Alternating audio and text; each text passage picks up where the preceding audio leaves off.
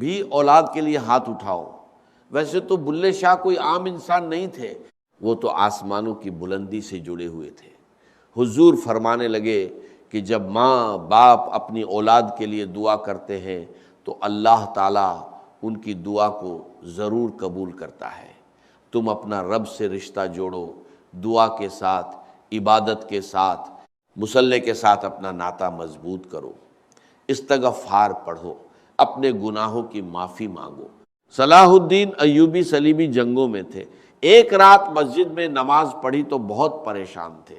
ایک بزرگ نے دیکھا اور کہا کہ آپ بہت فکر میں ہیں۔ انہوں نے کہا کہ مسلمان پہلے ہی کمزور ہیں اور اب خبر ملی ہے کہ دشمن کا ایک بہت بڑا بحری بیڑا جنگی سامان سے بھرا ہوا آ رہا ہے، ان کے پاس اور تلواریں اور نیزے آ جائیں گے، جبکہ مسلمانوں کے پاس پہلے ہی وسائل کم ہیں، ہم مقابلہ کیسے کریں گے؟ یہ کہتے ہی انہوں نے بزرگ سے کہا کہ حضور آپ بھی دعا کیجئے، دعا بہت بڑی طاقت ہے۔ میرے نبی پاک نے فرمایا کہ دعا مومن کا ہتھیار ہے، دعا مومن کا سب سے بڑا سہارا ہے۔ حضور نے فرمایا کہ تقدیر کو دعا کے سوا کوئی چیز نہیں بدل سکتی، یہ ہتھیار کافر کے پاس نہیں ہوتا، یہ صرف مومن کا ہتھیار ہے۔ سمجھو اس بات کو، سب سے بڑا ہتھیار جو تمہارے پاس ہے وہ دعا ہے۔ ہم نے دعا کرنا چھوڑ دیا، دعا کروانا چھوڑ دیا، دعا لینا چھوڑ دیا۔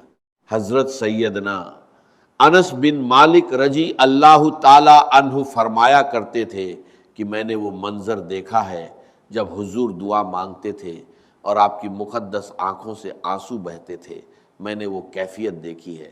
تو صلاح الدین ایوبی نے بھی دعا کی درخواست کی اور خود بھی رونے لگے، سجدے میں سر رکھ کر عشاء سے لے کر فجر تک روتے رہے۔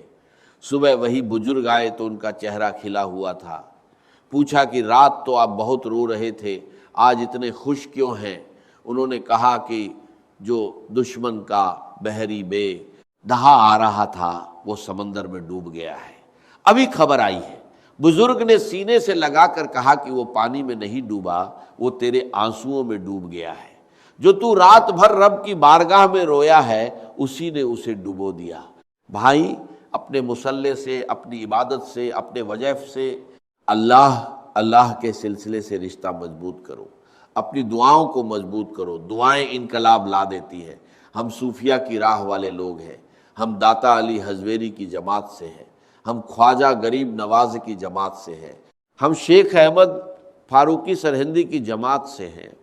ہمارے یہاں تسبیحات پڑھی جاتی ہیں، لیکن ایک خاص شوق ہوتا ہے، ایک خاص ذوق ہوتا ہے عبادت کا، ایک نماز پڑھنا ہوتا ہے اور ایک اہتمام کے ساتھ نماز پڑھنا ہوتا ہے، وقت پر اٹھنا، صحیح وضو کرنا، شوق سے مصلی بچھانا، ایک تسبیح پڑھ لینا ہوتا ہے اور ایک دل سے اللہ کو یاد کرنا ہوتا ہے۔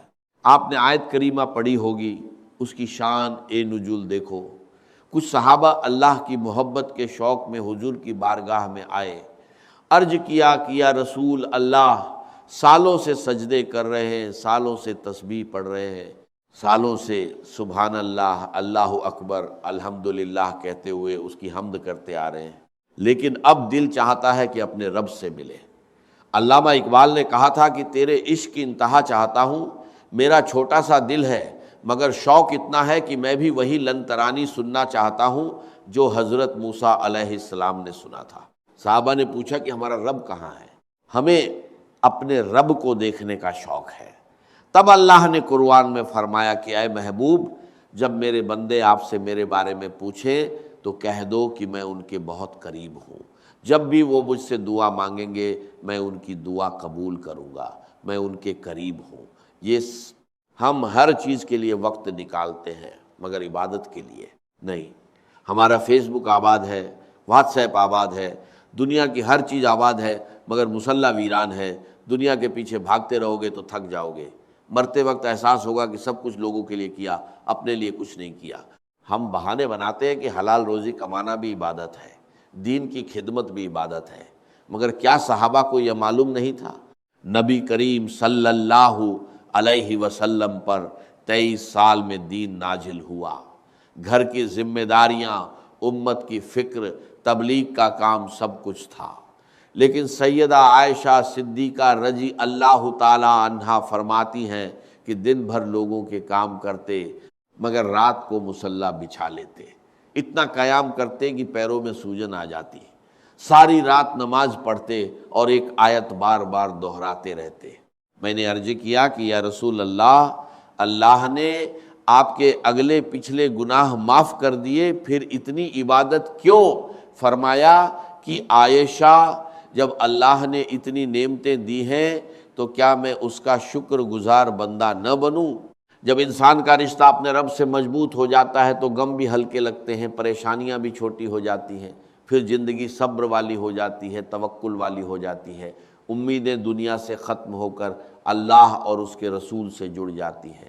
حضرت بہلول دانا رحمت اللہ بیٹھے تھے، ہارون رشید حج سے لوٹتے ہوئے ملے اور کہا کہ کوئی حکم ہو تو بتائیے۔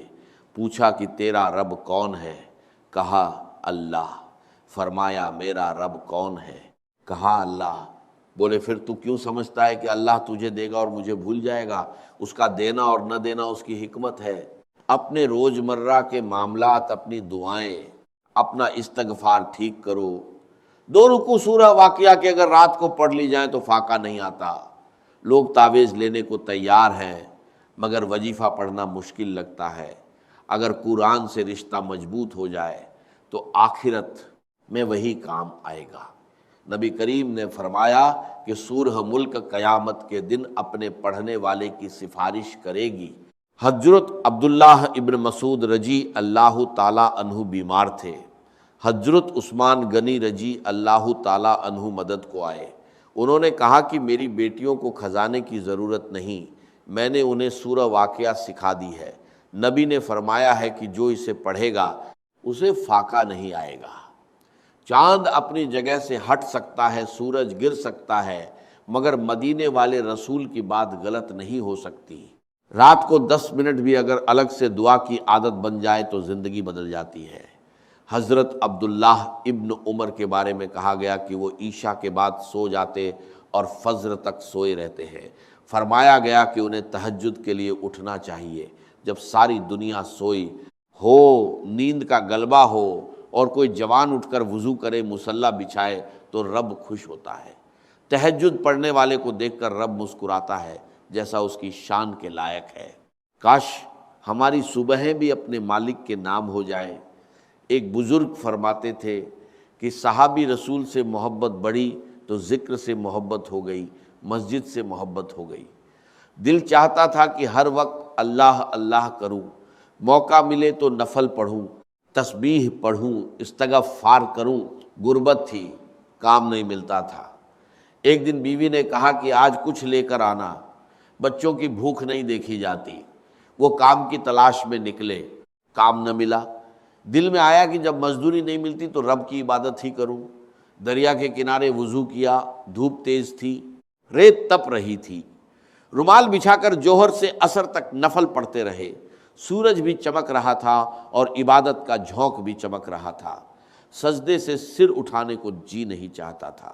عصر کے بعد گھر لوٹے تو سوچا خالی ہاتھ جا رہا ہوں، بیوی دور سے دیکھے گی تو سمجھے گی کچھ نہیں لایا۔ رومال میں ریت باندھ لی کہ دور سے لگے کچھ لایا ہوں۔ گھر پہنچے تو بیوی نے کہا ہاتھ منہ دھو لو، کھانا تیار ہے۔ حیران رہ گئے، پوچھا کھانا کہاں سے آیا؟ اس نے کہا پتہ نہیں آج کس کریم کی مزدوری کرنے گئے تھے، گھر میں اتنی نعمتیں آئی ہیں کہ سنبھالی نہیں جا رہی۔ جب رومال کھولا تو ریت سونا اور ہیرے بن چکی تھی۔ میرے نبی نے فرمایا کہ ہر چیز اپنے رب سے مانگو، گھر میں نمک بھی ختم ہو جائے تو اللہ سے مانگو، اس کی بارگاہ میں جھکو، اس سے مانگو، وہ دے گا۔ دعا مومن کا سہارا ہے، دعا مومن کی طاقت ہے، اور دعا ہی وہ راستہ ہے جو بندے کو اس کے رب کے سب سے قریب کر دیتا ہے۔